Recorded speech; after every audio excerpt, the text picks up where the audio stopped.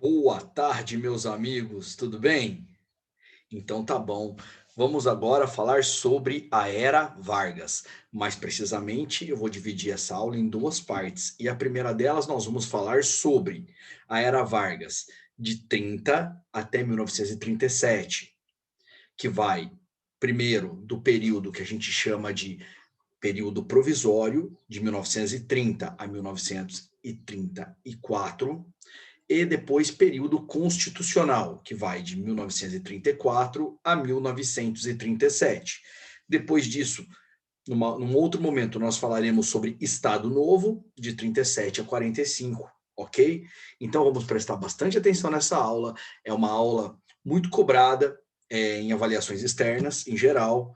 Então eu preciso que vocês prestem muita atenção. E não só por isso, como eu sempre digo, porque a mais importante função da história é fazer com que nós compreendamos a nossa própria identidade. Como é que o Brasil se tornou o Brasil de hoje? Na visão sociológica, na visão antropológica e tantas outras aí, compreendermos como nós chegamos aqui, estamos no agora, nessa situação política, econômica, social, ok? Bora lá então, galerinha, que a gente vai falar sobre, inicialmente, o que aconteceu em 1930.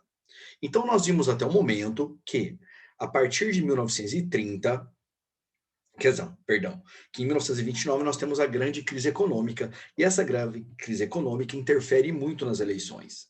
Então, você tem um bloco chamado Aliança Liberal, do Getúlio Vargas, e esse bloco, Aliança Liberal do Getúlio Vargas, ele gera depois da morte do João, ele perde a eleição, depois da morte do João Pessoa, acontece uma grande reviravolta, né?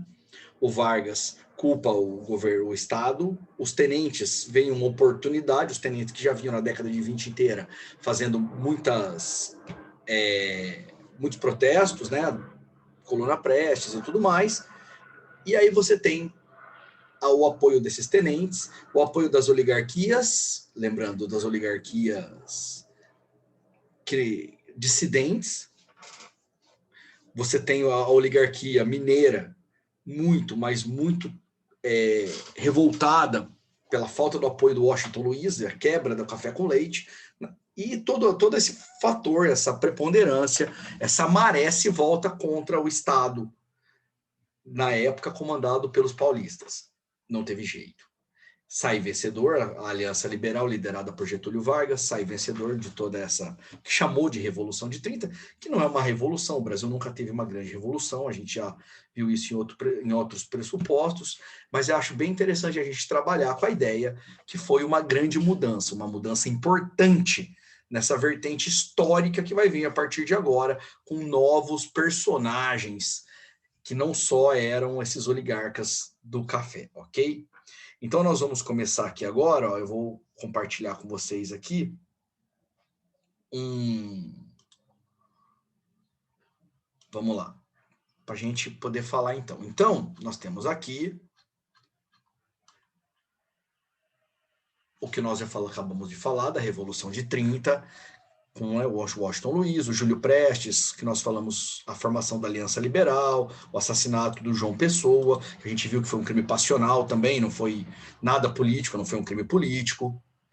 A derrota a derrota do governo para a Aliança Liberal, tudo isso que eu acabei de fazer essa introdução para vocês. Então já vamos entrar de cara num governo provisório de Vargas, de 30 a 34, como eu disse agora. Então, de 30 a 34, nós temos o governo provisório. Então, qual é a questão? Vamos começar a pensar na questão econômica. O Brasil estava no auge, a crise econômica, a crise do café detonou a economia do mundo inteiro, e o Brasil não era diferente disso, um grande exportador de café. Então você vai ver um governo brasileiro intervindo nessa situação. Você vai ver um governo brasileiro disposto a queimar sacas de café, comprar e queimar sacas de café para valorizar o preço do café. Ah, professor, mas daí já foi feito lá no convênio de Taubaté. Peraí, galerinha, agora a gente tem um outro pressuposto nesse processo, tá?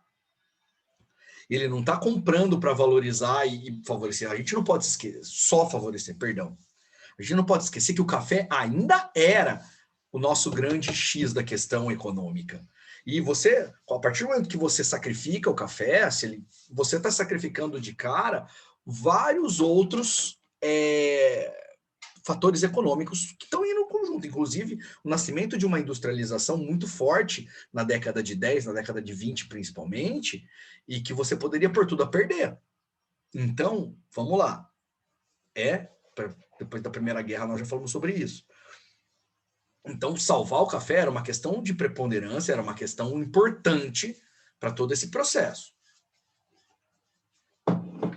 Então, ele vai, na questão econômica, não só queimar o café, mas também vai incentivar novas políticas econômicas, novas políticas agrícolas, que o Brasil começa algodão, cana-de-açúcar, principalmente, dentre outras ali, que o Brasil tinha toda uma vocação agrícola já, que estava deixando em segundo plano, colocando como monopólio do café, tá? Outro ponto importante, eu acho, da questão econômica para a gente falar. O Brasil aproveita uma maré industrial pós-Primeira Guerra. Isso a gente é fato. E depois da crise de 29, você também vai ter uma vantagem ali, um crescimento industrial. Talvez eu não vou nem falar o surgimento de novas indústrias, mas o fortalecimento, colocar as indústrias existentes num patamar muito maior de produção, entendeu? Então vai ter grande incentivo, compra de maquinário, o governo abaixa preço de maquinário, você já tem, por causa da crise, consegue comprar um maquinário barato, o governo gera incentivo para isso. Então você vai ter, na questão econômica também, um boom industrial, e você vai ter uma burguesia industrial, que antes era secundária, tornando-se um fator muito importante nessa transformação que o Brasil passa a sofrer a partir de 30. Na verdade, um coringa que o Vargas tem de transformação. O Brasil realmente, na visão que está sendo construída na época, a gente precisa colocar o Brasil na Revolução Industrial. O Brasil não tinha entrado direito ainda. Apesar de ter muita indústria, já ter um boom industrial, o Brasil ainda precisava de muito mais, tá? Nesse ponto-chave, a gente vai ter também a questão das políticas de favorecimento, que já existiam, na verdade, por causa das greves, muitas conquistas por causa das greves, principalmente urbanas, a questão de direitos trabalhistas, e isso vai gerando, essa urbanização vai gerando um boom de um êxodo rural. Muitas pessoas saem do campo, começam a ir para a cidade trabalhar, tem oportunidade de escola, tem oportunidade de empregos, né? Então é uma das características também que está favorecendo essa transformação, essa mudança de visão que o Brasil está passando no começo da década de 30. Então vamos lá. Vamos ver os pontos principais desse governo provisório. Dissolução do poder legislativo nas instâncias federais, estaduais e municipais. Sim, quando a gente fala de dissolução do poder legislativo, ele está colocando agora, por causa da Revolução, um novo governo. Eram governos eleitos, sim, mas eleitos daquele esquema antigo, daquele voto do Cabresto e tudo mais. Então ele está pondo aqui uma nova forma de governar, e pelo qual ele quer ter o controle de tudo isso. Ele quer ter o controle de toda essa transformação, tá? Desta forma, ele vai acumular os poderes no poder executivo, legislativo, também gerando o que a gente chama de centralismo político. Então, você já vai ter aquela ideia federalista de cada estado tendo autonomia. Desde que nasce a República, essa visão era muito clara. Agora o Vargas está tendo até aproveitando-se de toda essa maré das oligarquias dissidentes, ele está tendo essa visão de centralização do poder no executivo, na figura principalmente dele. Substituição dos interventores, dos presidentes do Estado eleitos, como eu falei há pouco, por interventores, ou seja, ele está colocando gente da confiança dele na governabilidade desses estados, até para enfraquecer as antigas oligarquias. Tanto é que São Paulo ele coloca um interventor que não agrada nem um pouco a oligarquia paulista, tá? Que vai acabar gerando, nós vamos falar depois, a chamada Revolução de 32. E em 1930, a criação do Ministério do Trabalho, como eu disse há pouco também, as leis trabalhistas, toda uma relação com o êxodo rural, mas essas leis trabalhistas, olha só, essa relação pós-Primeira Guerra, que foi, você vai ter uma grande greve em 17, são conquistas trabalhistas que estão acontecendo pela força dos sindicais. Então, quando ele cria o Ministério do Trabalho, ele também, não pense, ele está sendo comunista. Não, não, não, não, não. Ao contrário disso, ele está tentando enfraquecer os sindicatos. Como? Se ele cria o Ministério do Trabalho, ele ao mesmo tempo vai tentar controlar esses sindicatos, o que nós chamamos de sindicato pelego. Ou seja, ele vai dar incentivo para que os trabalhadores sigam um sindicato ligado ao Estado, ligado ao governo, tá? Para que ele bote as regras nessas relações trabalhistas. Bom, como eu disse também, o interventor do Estado de São Paulo não foi aceito. O antigo Partido Democrático Paulista, que tinha apoiado Vargas, acaba não concordando, percebe que o Vargas não vai abrir uma Constituição como eles queriam, não vai gerar vai simplesmente permanecer no poder, né? O Vargas fica empurrando esse modelo constitucional, e eles vão ficando cada vez mais irritados com isso. A mídia paulista, o antigo PRP, Partido Republicano Paulista Oligarca, e o PD, Partido Democrata de São Paulo, que é mais dessa classe média urbana, eles vão, de certa forma, começar a falar a mesma língua. Que língua é essa? Eles vão começar a mostrar um descontentamento em relação à política do café, mas principalmente eles vão mostrar um descontentamento com a questão constitucional que o Vargas prometeu fazer, abrir uma nova Constituição, tempos novos, mas ele não faz. Tudo que ele está fazendo é colocando interventores e centralizando na questão política. Então, esse Partido Democrático de São Paulo, aliado ao PRP, tá, exige o fim do governo provisório, uma convocação imediata da Assembleia Constituinte, e isso não acontece. Alguns confrontos começam a acontecer na rua, quando 4 jovens são mortos. Martins, Miragaia, Drauzio e Camargo. No dia 23 de maio de 1932, esses 4 jovens são mortos num confronto com a polícia e tornam-se símbolo de um movimento que vai gerar uma guerra civil no Brasil, em 1932. Então, essa guerra inicia em 9 de julho, feriado, no estado de São Paulo, dura 3 meses. Vários trabalhadores são recrutados para lutar, você tem todo um nacionalismo regional paulista, incluído, voltados para isso. Se fala muito de separatismo, que São Paulo vai se separar, formar um país à parte, mas isso eram alguns radicais, não era pauta do movimento, e acontece que os paulistas acabam derrotados,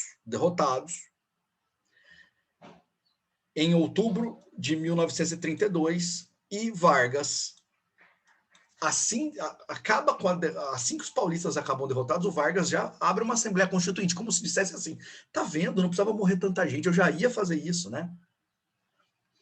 Então, gente, vamos pensar como o Vargas é um grande estadista, como ele está pensando como um grande estatista. Ele simplesmente poderia massacrar, pisar em São Paulo, mas ele não faz.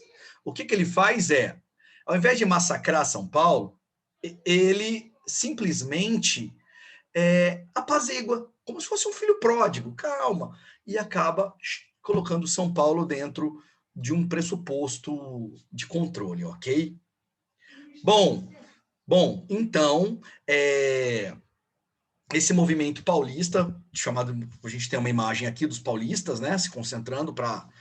A nossa batalha correu muito na região aqui do Vale do Paraíba, e foram derrotados.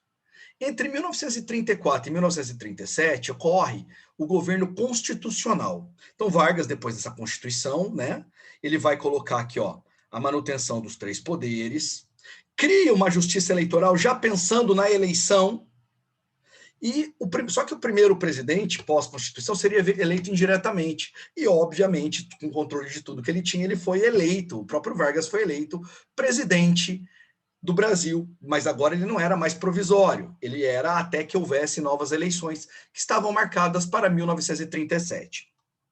Bom, Definiu-se um mandato de 4 anos para presidente, voto direto e secreto, com base numa justiça eleitoral, ou seja, para evitar fraudes, né? Votaria maiores de 18 anos, exceto mantendo a exceção de analfabetos, mendigos, soldados, padres e tudo mais. Só que desta vez a gente tinha um número maior, mulheres, já falava assim, voto feminino, aqui não está colocando, então teríamos uma quantidade muito maior de pessoas votando, tá? Então, olha só, o reconhecimento de alguns direitos trabalhistas, jornada de 8 horas, trabalhos, férias anuais, tudo que está na nossa carteira de trabalho ali, boa parte nasce ali nos mandatos de Vargas. E também uma coisa importante, ele estabelece o ensino primário obrigatório, ou seja, todo mundo tem que saber ler, e todo mundo tem que saber escrever, e todo mundo tem que saber fazer conta. O cara sabe ler, escrever e fazer conta, ele está pronto para o mercado de trabalho. O Vargas ele está pensando em formar um grupo para trabalhar, para entrar no mercado de trabalho. Ele está montando um povo brasileiro para suprir essa industrialização que está nascendo, ou pelo menos que está se fortalecendo, tá? Você tem 2 grupos formados nessa época, a AIB e a ANL. Dois grupos bem radicais que estavam pautados dentro do que estava acontecendo na época. Estamos falando da década de 30, você tinha o fascismo e você tinha o comunismo na União Soviética, movimentos radicais antagônicos, tá? A AIB era liderada pelo Plínio Salgado, dentro dos ideais fascistas, defendia uma ditadura, partido único, governado pelas Forças Armadas. Muitos tenentes foram para a AIB. Eles tinham todo um cumprimento, chamava Anauê, somos todos irmãos em Tupi, segundo eles, e assim eles tinham dentro da liderança desse cara, que é o Plínio Salgado, eles se movimentavam. O Vargas, não vou falar que ele era ligado ao AIB, mas ele dava uns start no cara, ele dava uns empurrões ali na AIB, sempre tentando ganhar também o apoio mesmo, porque a pauta da AIB interessava um pouco a ele. Do outro lado, a Aliança Nacional Libertadora, chamada de ANL, liderada por um antigo tenente, aquele que fez a coluna Prestes, chamado Luiz Carlos Prestes, tinha o apoio dos operários, da classe média, de alguns intelectuais e parte do movimento tenentista também, ligado ao Luiz Carlos Prestes. Bom, eles condenavam o fascismo, o imperialismo, a concentração fundiária. Eles não nascem tão radicais. A gente está tendo a Guerra Civil Espanhola, então ele vê o perigo que está acontecendo ali na Espanha. Então, muita gente moderada vai para a ANL inicialmente. Mas a ANL é colocada na ilegalidade em 1935. O fato dela ter sido colocada na ilegalidade gera, dentre os radicais da ANL, um movimento chamado de Intentona Comunista. Eles, militares, tentam um levante contra Vargas, tomar o poder à força. O Vargas utiliza esse movimento, reprimindo violentamente, prendendo seus lideranças. Inclusive, Luiz Carlos Prestes, o seu líder, e a sua mulher, que era a Olga Benário Prestes, uma comunista que veio da União Soviética, e, aliás, tem um filme ótimo sobre ela, chamado Olga, recomendo que assistam. Com os comunistas no poder e tendo esse fantasma na mão, ou seja, que existia um perigo comunista à vista, partindo não dos trabalhadores, mas partindo de dentro dos próprios militares, em 1937 o Vargas coloca já com as eleições ali, os caras se movimentando, você tem Armando Salles de Oliveira como um antigo oligarca paulista nas pesquisas. Vargas enxerga essa oligarquia paulista perto de voltar ao poder. Então, ele dá o grande golpe de Estado, que ele vai chamar de Estado Novo. Como que ele faz isso? Ele fecha as eleições. Ele divulga em setembro de 1937 um plano comunista que ele chama de Plano Cohen. Esse plano, na verdade, era um falso plano comunista, não existia, foi um militar que fez esse plano comunista, um militar ligado à AIB, por sinal, chamado Olímpio Mourão Filho, que mais para frente vai ser o cara que vai iniciar o levante contra contra a democracia no Brasil, já dando início à ditadura militar mais para frente. Mas vamos falar aqui por enquanto. Ele cria um plano comunista que, na verdade, é um plano que não existe. Ele foi criado ali, fabricado, só que o Vargas coloca esse plano como verdade. Da mesma forma que ele fez ali quando deu o golpe em 30, né, com o assassinato do João Pessoa. Ele é fera nisso. Ele transforma uma mentira, uma fake news, numa grande verdade, que as pessoas acreditam, vai na rádio e as pessoas acreditam naquilo com muita fidelidade. Esse documento forjado, ele usa como um perigo comunista e ele começa a colocar o estado de sítio, ou seja, um estado de perigo, de alerta geral da pátria, onde ele é o grande salvador, só ele pode. E com apoio popular, você vai ter o início do Estado Novo, o início da ditadura varguista. Próxima aula falamos sobre essa ditadura. Grande abraço a todos, meus queridos. E paz e bem aí. Valeu, gente!